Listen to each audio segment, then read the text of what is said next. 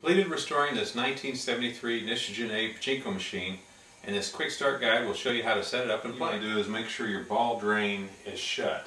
That's this little wire loop here. You just gently lift it up. Now it's in the shut position. When it's in the open position, you add balls to your machine, they just all roll out and fall down.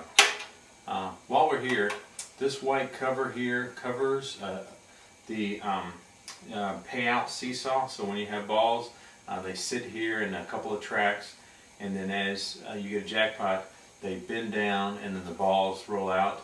So you could open this up if you needed to get inside of here to clean the tracks. You just have to be careful with this light bulb. This is pretty cool. Most of them don't have a light bulb here, but we added this one, and it gives it an extra light up front. Left, we want to reset the jackpot seesaw. This white part back here, you see the hump. There's actually, it's a longer part, about the length of my finger. It's got a couple balls in it, and those balls act as counterweights, up and down, and it lifts up and down. So right now it's in the down position. In that position, you won't get any jackpots. Balls will back up in your machine and cause problems. So we need to reset it. You can either just stick your finger back behind here and reset it. You can also see that it's attached with a wire to a part down here, and you could reset it by grabbing this wire and lifting up and down, or this one here. Don't worry about this, but I'll go ahead and point it out. This white part here should pivot freely. Right now it's kind of stuck because there is this metal tab here that's blocking it. So that metal tab should always be flipped over to the right, and it's spring loaded, so it should stay there. So unless someone comes and manually flips it there, then you'll be fine. Lower track cover, again, you don't ever need to do anything with it unless you need to get in there to clean something, but right where my finger is, what looks like a paper clip, if you just push down on it, it will release this track cover. It may get stuck on the white part, so you might have to pull it out or lift that cover out of the way, and then as you see, it's spring loaded. It springs open. So there's two tracks here that the balls have to both fill up both tracks and roll in, and if you ever get carpet fuzz or anything in there, you can open this up so that you can get that out. Add balls to the supply tray. They'll come down through this metal track. They'll make this turn here, and they'll come down this chute through this wire and enter into the recycler tray. Then they'll go to the bottom of the tray, roll across that track where we had that cover that we just opened, and they'll enter into the seesaw. Now, when there's enough balls in the recycler tray, there's a couple levers just out of view below it that'll cut off the flow of balls. It will lift this part here, and it'll stop the flow of balls from the supply tray to the recycler tray. Also, there's this weight here, so as you pour balls up here, when there's enough balls, it will push this part down, which lifts a wire that's back here that goes all the way to the bottom and to the front of the machine.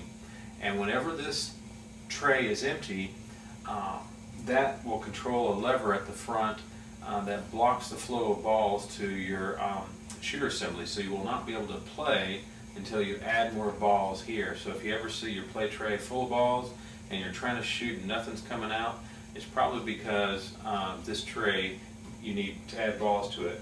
There's also a little sign in the front window that's an indicator that, hey, it's time to add balls. Let me show you that. The sign, it's the red, white, and blue sign. So as I add balls, it goes out of the way. We'll go ahead and pour some balls into your play tray right now. Balls to the supply tray.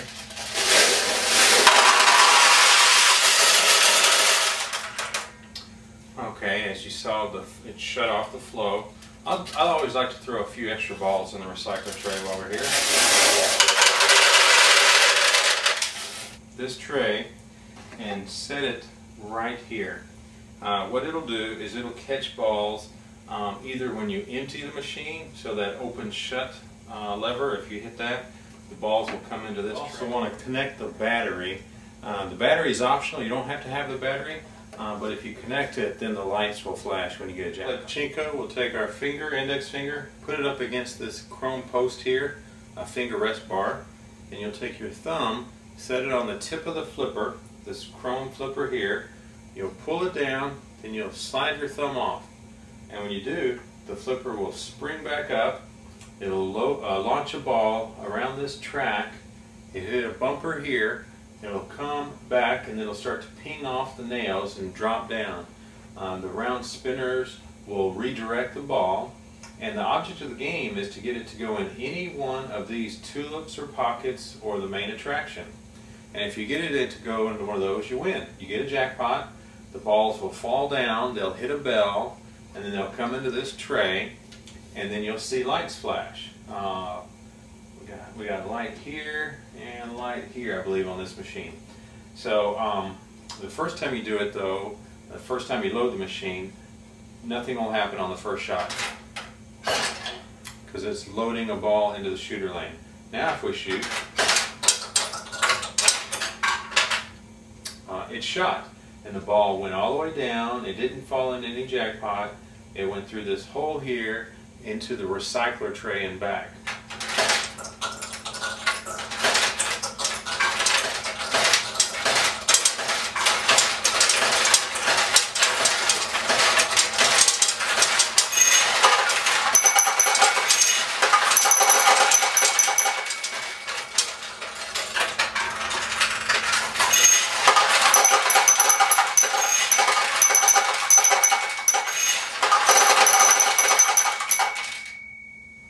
Okay, we saw several jackpots.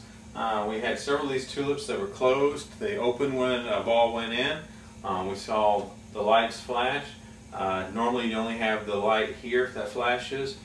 This machine was wired so that this light flashes, and this light flashes. So that's pretty neat. It's pretty special. This one also has been painted. This one was painted previously. And so we painted it, put a new coat of paint on it, a different color, looks good with the theme, and as well as the wood frame is painted. So that what happens when you get a ball in the main attraction area. We're going to do that first. We're going to open up the door. And to open up the door, on the back of the machine right here, there is a lever. You're going to lift up on that lever, and when we do, the playfield door pops open. So we'll swing that open, I'll zoom in and we'll take a look. If you get it, it'll just drop down.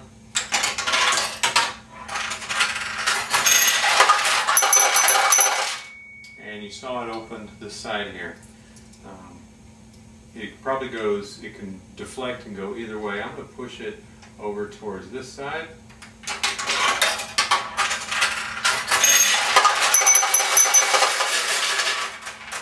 And as I suspected, depending on if it goes left or right, it opens up either of these tulips.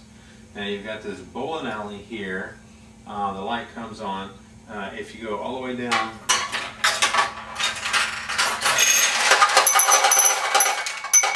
the left side, it opens the left side. If you go down all the way down the right,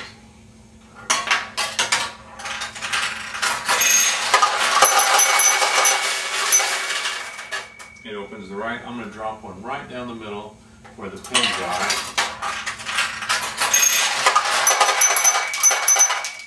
So that's awesome. If you get one to go down the middle, it opens up all the tulips if they're... whenever this tray is full, balls will back up and they go down into the receiving tray down here. So, and if that sign were to drop down because you didn't have enough balls, then you need to scoop these out into your bucket and pour that bucket into the top. Also, to get the balls out of the play tray, you would slide this knob over to the left, and when you do, the balls will flow from here down to here. Let me scoop these out first. Slide this lever. If there's too many balls here, the weight of them may cause it to jam, so you might have to stick your finger in here and loosen the balls, or you may have to flip down on the flipper. Out of the play tray, let me show you how to open the play tray door. there is a latch here that you push down on. If you push down on it, you're able to swing the door open.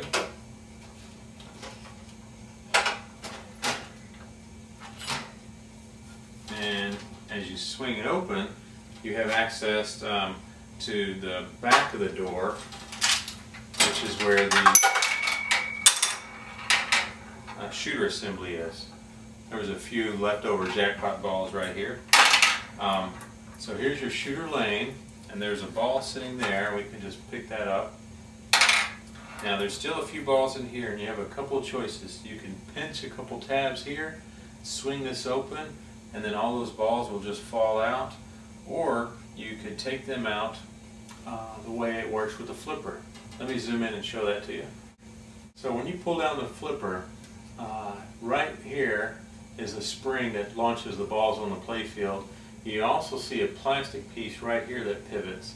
So just watch that, and you can see that clear plastic moving up and down. What that clear plastic does is there's a clear plastic post here. It pushes it down, and when it pushes it down, the ball will jump into that spot and then get pushed up into the shooter lane.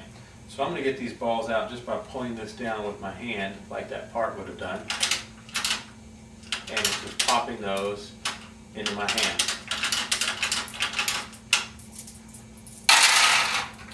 Now if you do ever want to, let's say you have carpet fuzz or something else in here, you can just swing that open to get any debris out of here that might be there. To close it, you just pinch it closed. Close the play tray door. This wire, which controls the weight sign, just needs to ride above this wire, and so as you close the door, you may actually have to see there's a little give in the door. You may have to lift up a little bit on the door as you're closing it.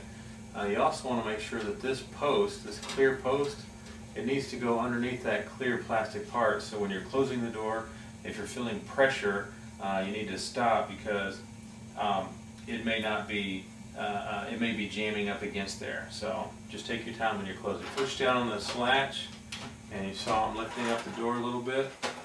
I'm also looking down, making sure that that wire is going across the top.